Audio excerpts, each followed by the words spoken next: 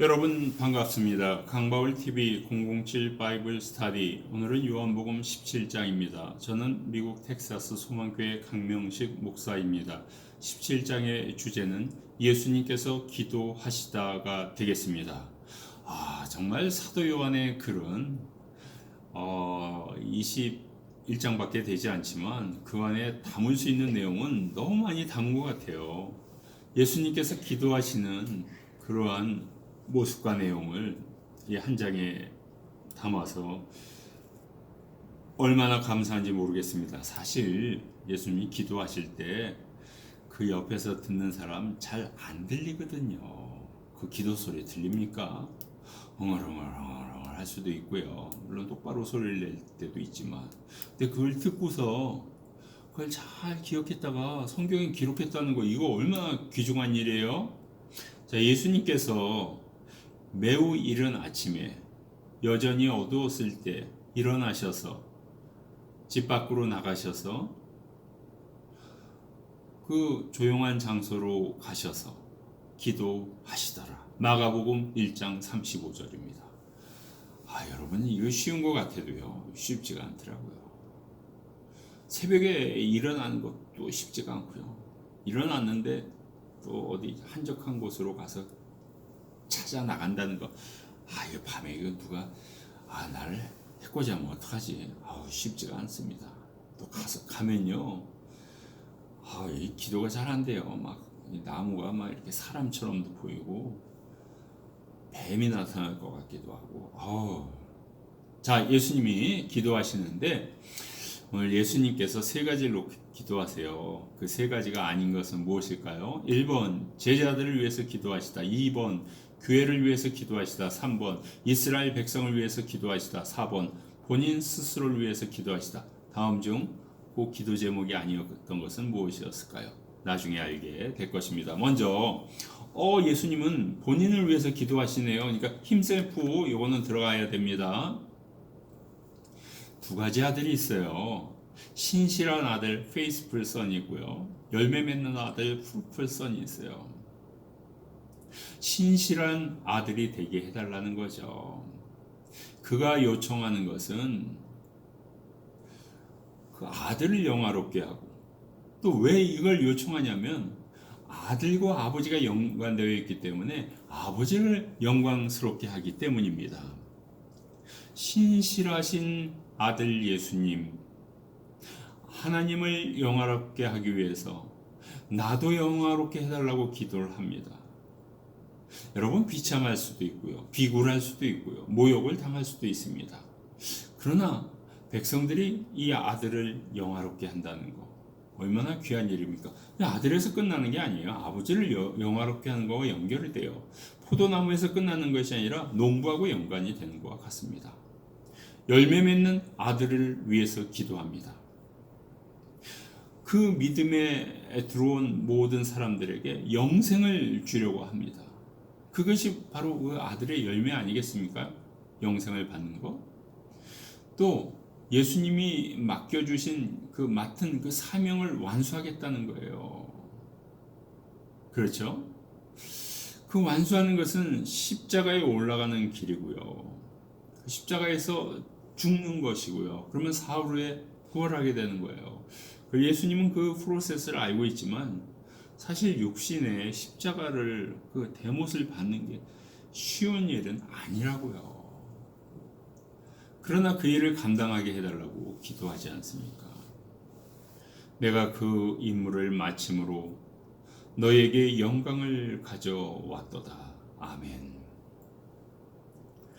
예수님은요, 이렇게 볼 수가 있어요. 두 개의 원을 그리고요, 윗부분은 하나님, 아랫부분은 인간, 중간에 그 겹쳐진 공통 분모는 하나님인 예수님, 인간이신 예수님이 되겠습니다. 자, 위쪽에 이제 하나님은요, 하나님 아버지, 성령 하나님, 아들 하나님, 그쪽이 되는 거죠. 아래쪽에 인간은요, 우리 이제 그 성육신을 하고 인간의 모습으로 왔잖아요. 중간에서는 하나님이면서 인간의 모습을 갖고 있는 거죠. 하나님의 아들도 되고 또 인자도 되는 것입니다. 두 번째 예수님의 기도 제목은요, 제자들을 위해서 기도합니다. 예수님께서 이렇게 보고하는 거죠. 예수님은 하나님 아버지를 계시하고 하나님 아버지의 말씀을 계시하는 거예요. 예수님이 하나님 아버지의 뜻대로 살고 뜻을 전달하는 거죠. 그렇죠? 또 하나님한테 예수님은 기도하고 또 제자들이 안전할 수 있도록 또 기도하는 거죠. 또 예수님은 이 제자들을 성도로 만드는 것이고요, 세상에 파송하시는 거죠.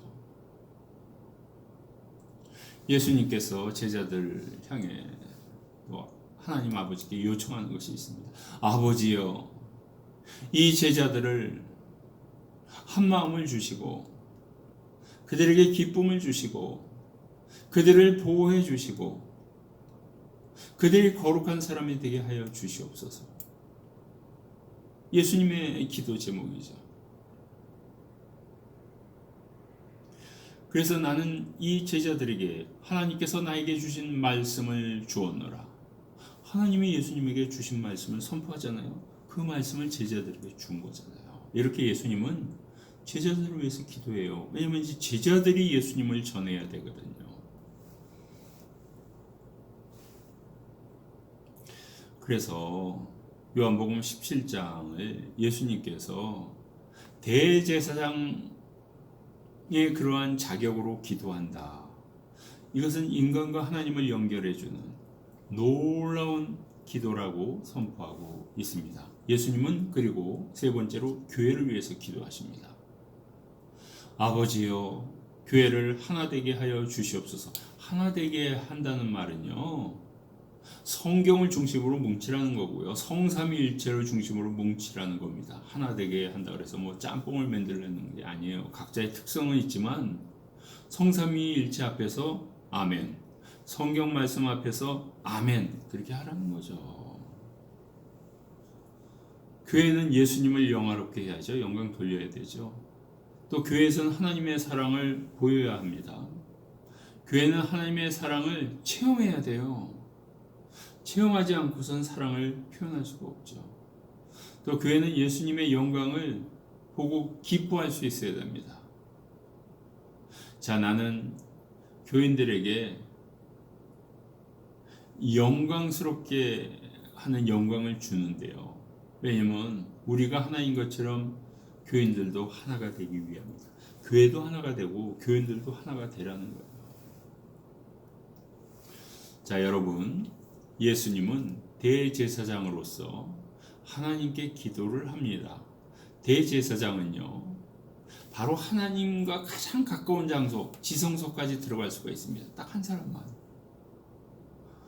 구약에서는 대제사장만 지성소에 들어갔고요, 이제 신약에서는 예수님만을 통해서 우리가 하나님께 기도할 수 있어요. 예수님만을 통해서 하나님을 만날 수 있습니다.